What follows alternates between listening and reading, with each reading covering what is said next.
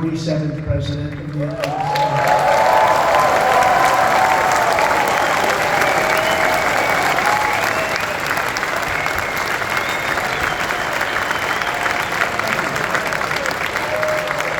At the top of my list, we'll be stopping the slide into costly and never-ending wars. We're going to stop. Can't keep spending hundreds of billions of dollars protecting people that don't even like us. Now, you know, in business, if you did that, what you do is you put up the money and then you say, but listen, we own half your country in case you win. You take a piece of the upside, don't get nothing. In fact, the opposite.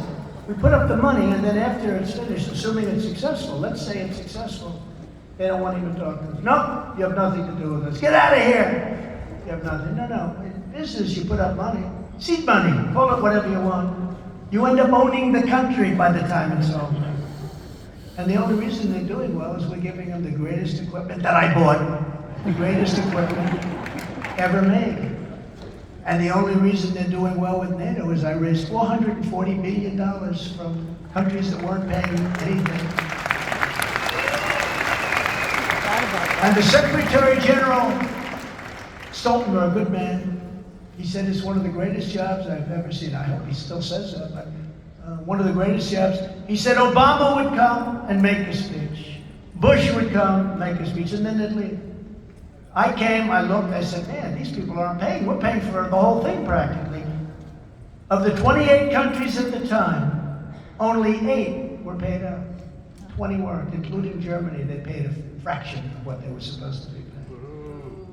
And I said to them, either you pay, we're not going to protect you. And a man stood up, a president of a country stood up, and he said, sir, can I ask you a question? This was around table with nobody in the room but the president, prime minister, and dictators, okay? Some of them were.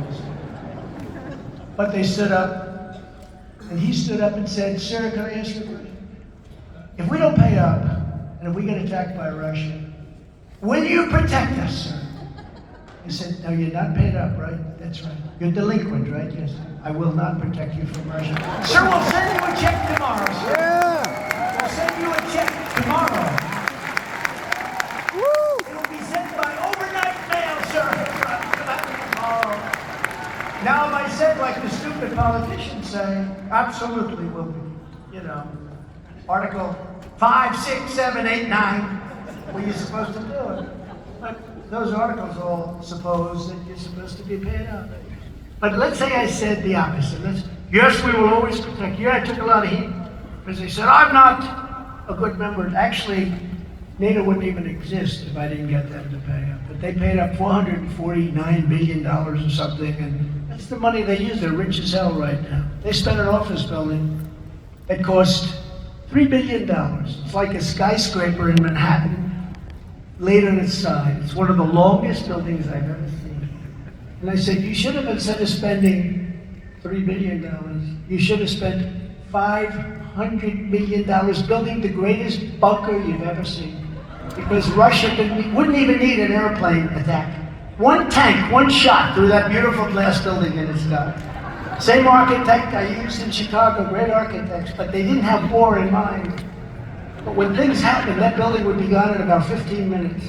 We should have spent a $500 million bunker, nice thick ceiling, 6 inches, 6 feet of concrete.